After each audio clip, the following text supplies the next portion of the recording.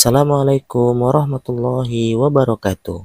Segala puji hanya bagi Allah, Tuhan semesta alam, serta sholawat dan salam semoga tercurah kepada Nabi Muhammad Sallallahu Alaihi Wasallam, keluarganya, dan para sahabatnya. Selamat datang di Dengerin Ngaji Channel. Semoga keberkahan senantiasa menyertai langkah-langkah kita dalam menuntut ilmu dan menyebarkan kebaikan. Cerita hari ini kita akan lanjutkan kisah Nabi Ibrahim alaihi salam tentang orang pertama yang menjadi sasaran dakwahnya. Langsung saja cerita hari ini. Berdakwah kepada ayah. Orang pertama yang menjadi sasaran dakwah Ibrahim adalah ayahnya, Tarih bin Nahur. Dia dikenal juga dengan nama panggilan Azar.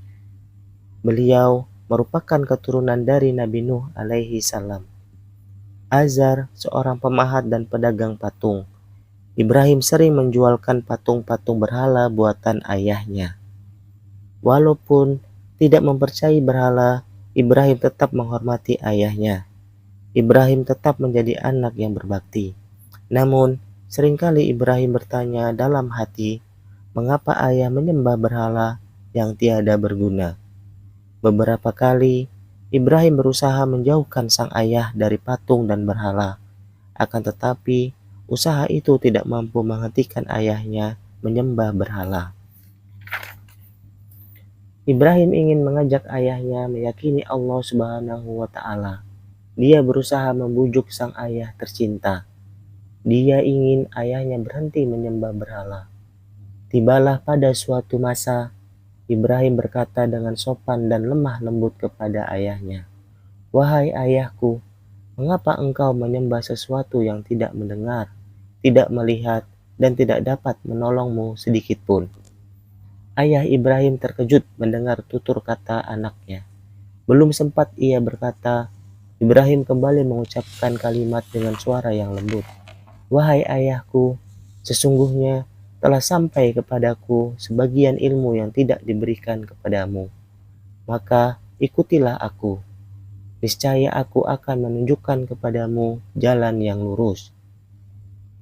Wahai ayahku, janganlah engkau menyembah syaitan. Sesungguhnya syaitan itu durhaka kepada Tuhan yang Maha Pengasih. Wahai ayahku, aku sungguh khawatir engkau akan ditimpa azab dari Tuhan yang Maha Pengasih, karena engkau menjadi sahabat dari syaitan." Ibrahim mengucapkan kalimat demi kalimat dengan santun kepada ayahnya. Raut wajah ayahnya berubah. Ibrahim pasrah sekaligus lega telah menyeru ayahnya untuk menyembah Allah Subhanahu wa Ta'ala. Ayah Ibrahim murka mendengar kata-kata anaknya. Wajahnya memerah dan menahan marah yang bergejolak. Dia menganggap Ibrahim telah berani menentangnya. Dia pikir Ibrahim telah menghina berhala yang disembah para pendahulunya. "Wahai Ibrahim, bencikah engkau kepada Tuhan-Tuhanku? Jika engkau tidak diam, akan kulempar dengan batu ini. Pergilah engkau untuk waktu yang lama," hardik ayah Ibrahim sambil memegang sebuah bongkahan batu besar. Dakwah Ibrahim ditolak dengan keras oleh ayahnya. Ibrahim tetap tegar dan tenang. Dia rela diusir ayahnya demi mempertahankan cintanya kepada sang pencipta. Sebelum pergi meninggalkan ayahnya tercinta, Ibrahim sempat mengucap doa, "Wahai ayahku, semoga keselamatan dilimpahkan kepadamu. Aku akan memohon agar Tuhanku mengampunimu. Sesungguhnya Tuhanku sangat baik kepadaku." Ibrahim bersiap meninggalkan ayahnya tercinta. Dia sedih tidak berhasil menyelamatkan ayahnya dari perbuatan syirik. Dia berharap Allah Subhanahu wa Ta'ala akan mengabulkan doanya. Setelah kejadian itu, apakah Ibrahim berhenti menyeru untuk menyembah Allah Subhanahu wa Ta'ala? Dan ingatlah di waktu Ibrahim berkata kepada bapaknya Azar, "Pantaskah kami menjadikan berhala-berhala sebagai Tuhan-Tuhan? Sesungguhnya aku melihat kamu dan kaummu dalam kesesatan yang nyata." Al-Quran Surah Al-An'am ayat 74. Berhala bukan Tuhan. Menghancurkan berhala. Nabi Ibrahim alaihi salam gagal membujuk ayahnya. Dia diusir dan pergi dari rumah ayahnya. Namun Ibrahim tidak patah semangat. Dia tetap ingin menyeru masyarakat untuk menyembah Allah Subhanahu wa Ta'ala. Dia ingin menghapus kebiasaan menyembah berhala. Ibrahim mulai mengatur strategi. Pada suatu hari raya, semua penduduk pergi ke kota. Mereka biasanya berkumpul dan berkemah untuk beberapa hari. Ibrahim pura-pura sakit. Dia ingin tetap tinggal di rumahnya. Penduduk lain juga takut jika penyakitnya akan menular. Ibrahim diizinkan untuk tidak ikut bersama mereka. Setelah semua orang berangkat, suasana kota menjadi sunyi. Hanya terdengar desiran angin dan kicau burung. Ibrahim keluar dari rumahnya. Dia menuju tempat pemujaan berhala. Ditatapnya semua berhala yang ada di sana. Banyak sajian makanan yang berada di dekat patung-patung itu. Makanlah jika kamu bisa makan, perintah Ibrahim pada patung-patung itu. Suasana hening, tidak ada jawaban. Patung-patung itu tetap membisu. Kamu memang tidak berguna, ujar Ibrahim kepada semua berhala. Ibrahim mengayunkan kapak tajam yang dibawanya. Satu demi satu patung-patung dihancurkannya. Dia mendapat ide untuk meninggalkan sebuah patung paling besar yang ada di sana. Kapak yang dibawanya dikalungkan pada leher patung besar tersebut. Ketika penduduk telah kembali dari kota, mereka terkejut. Patung-patung sembahan mereka telah porak-poranda. Mereka murka dan mencari siapa pelakunya. Mereka ingin menghukum si pelaku. Siapa yang menghancurkan Tuhan-Tuhan kita?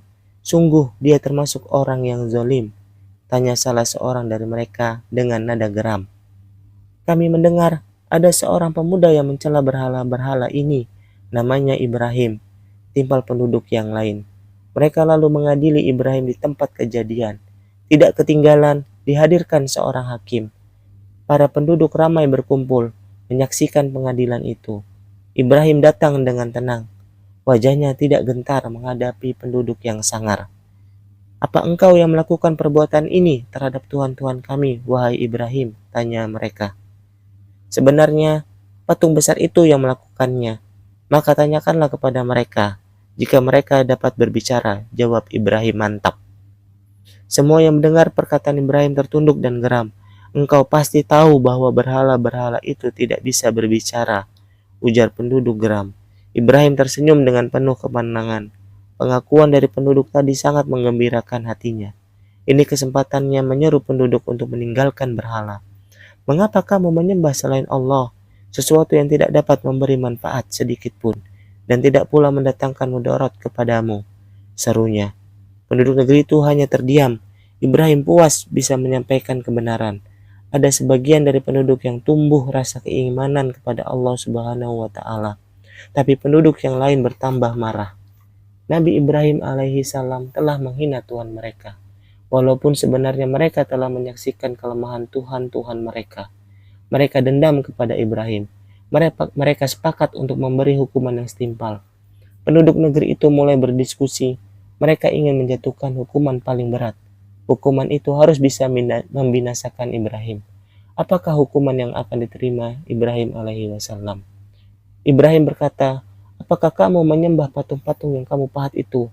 Padahal Allah lah yang menciptakan kamu dan apa yang kamu perbuat itu. Al-Quran Surah As-Saffat ayat 95 sampai dengan 96. Allah Maha Pencipta. Sahabat dengerin ngaji, demikian cerita hari ini. Kita akan lanjutkan cerita hari ini berikutnya tentang apakah hukuman yang akan diterima oleh Nabi Ibrahim alaihissalam. Demikian cerita hari ini. Semoga keberkahan senantiasa menyertai kita semua dalam menuntut ilmu dan menyebarkan kebaikan. Waalaikumsalam warahmatullahi wabarakatuh.